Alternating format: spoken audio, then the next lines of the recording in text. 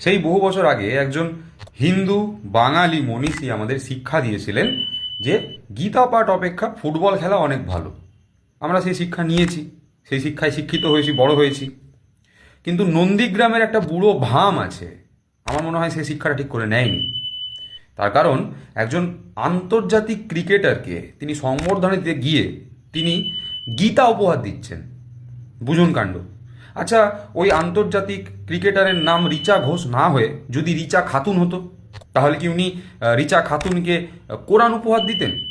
আমার প্রশ্ন রইল। না না, আমার সাদা মনে কোনো কাদা নেই, উনি সংবর্ধনা দিতে গেছেন, স্বাভাবিক বিষয়। কিন্তু গীতা উপহার দেওয়ার কি আছে? খেলোয়াড় মানুষ, তাকে খেলাধুলোর কোনো কিছু দিতে পারতেন, খেলাধুলোর বই উপহার দিতে পারতেন। না, গীতা উপহার দিতে হবে। মানে মনে প্রাণে ভেতর থেকে যে উনি আসলে একজন আহ, কট্টর হিন্দুবাদী, এটা সব জায়গায় গিয়ে দেখাতে হবে। রাজনীতিটা ভালোই বুঝেছেন, রাজনীতি মানে লোক দেখানো রাজনীতিটা বেশ ভালোই শিখে গেছেন উনি। এবার আপনারাই বলুন, নন্দীগ্রামের ওই বুড়ো ভানটার নাম কি?